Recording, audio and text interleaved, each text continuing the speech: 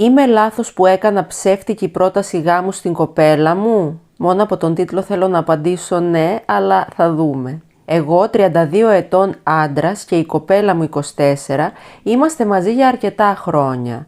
Έχουμε αρχίσει να συζητάμε για γάμο πιο σοβαρά τώρα τελευταία, αλλά εγώ δεν θέλω όσο θέλει εκείνη. Μου λέει συνέχεια πως τα πράγματα θα ήταν διαφορετικά, ακόμα και αν εγώ επιμένω ότι δεν θα άλλαζε κάτι. Είμαστε ένα ζευγάρι με χιούμορ και εγώ είμαι αρκετά χαλαρός τύπος.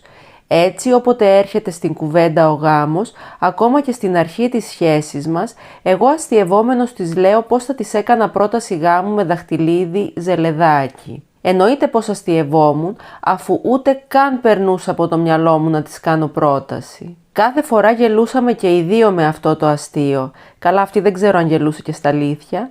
Έτσι τις προάλλες σκέφτηκα να της κάνω πλάκα και να της κάνω πρόταση γάμου με δαχτυλίδι ζελεδάκι. Μου φαινόταν πολύ αστεία ιδέα. Δεν ξέρω πόσο αστεία θα φανεί σε εκείνη. Κανείς δεν θα το πίστευε.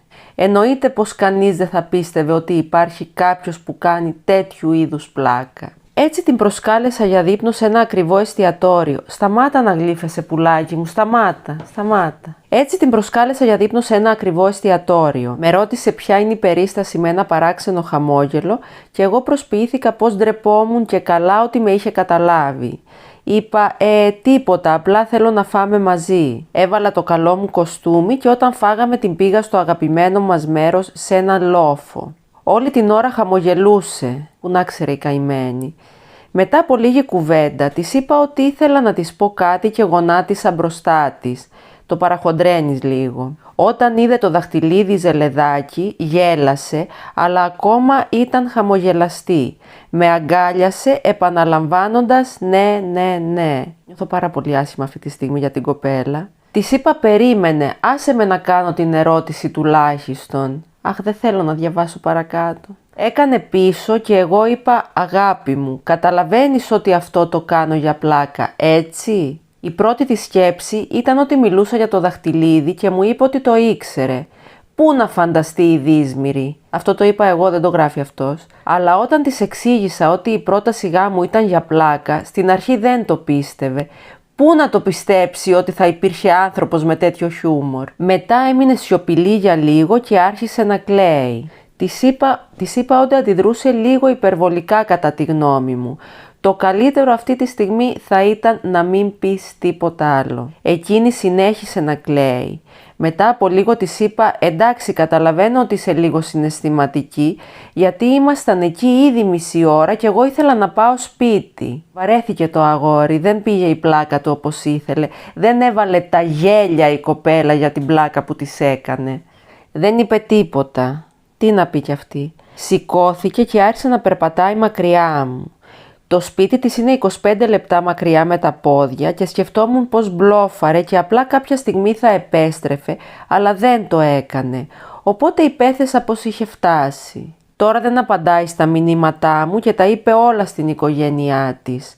Απορώ τι περίμενες να κάνει. Παιδιάστικη συμπεριφορά κατά τη γνώμη μου, μόνο και μόνο για μία πλάκα. Είμαι στα αλήθεια εγώ λάθος? Είμαι λάθος που λέω στο σύζυγό μου να βάλει όρια στη μητέρα του παιδιού του?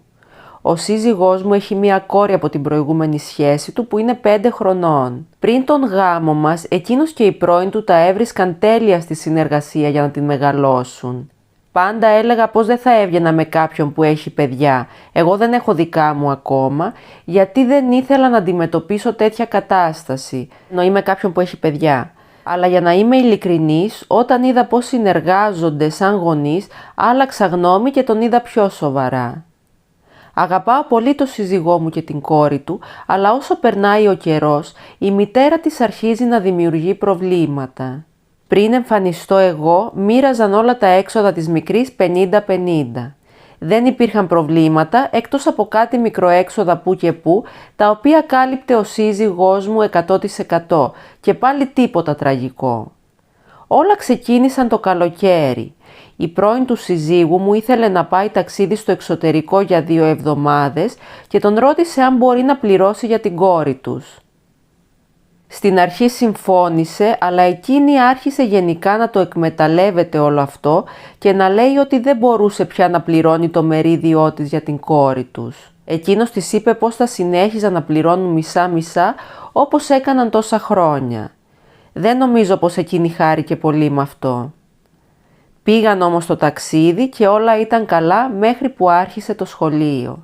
Εκείνη του είπε πως δεν μπορούσε να πληρώσει τα μισά για τα σχολικά έξοδα, όπως και τα έξοδα του σπιτιού στο οποίο μένει με την κόρη τους. Αυτό έχει δημιουργήσει πρόβλημα και τώρα ο σύζυγός μου λέει πως δεν είμαστε σε καλή οικονομική κατάσταση για να ξεκινήσουμε τη δική μας οικογένεια. Είναι λίγο στριμωγμένος με τα έξοδα της μικρής. Ναι, αλλά συγγνώμη, δεν τα πλήρωνε μισά-μισά με την πρώην γυναίκα του. Τους τελευταίους μήνες ζητούσαμε να αποκτήσουμε το δικό μας παιδί, αλλά τώρα πρέπει να το καθυστερήσουμε και είμαι πολύ θυμωμένη με την κατάσταση, επειδή η πρώην του δεν μπορεί να αναλάβει τις ευθύνες της. Είμαι λάθος που θέλω να της βάλει όρια και να την αναγκάσει να αναλάβει τις οικονομικές της ευθύνες απέναντι στην κόρη τους? Εγώ έχω μία απορία. Από τη στιγμή που καταλαβαίνεις ότι δεν έχεις αρκετά χρήματα για να πληρώσεις τα έξοδα του παιδιού σου, τα βασικά σας έξοδα, γιατί να πας ταξίδι στο εξωτερικό για 2 εβδομάδες? Δεν έχω να σχολιάσω κάτι άλλο. Αυτές λοιπόν ήταν οι σημερινές μας ιστορίες. Περιμένω και τη δική σας άποψη κάτω στα σχόλια και μην ξεχάσετε να κάνετε subscribe για να μην χάσετε καμία από τις επόμενες ιστορίες. Γεια σας!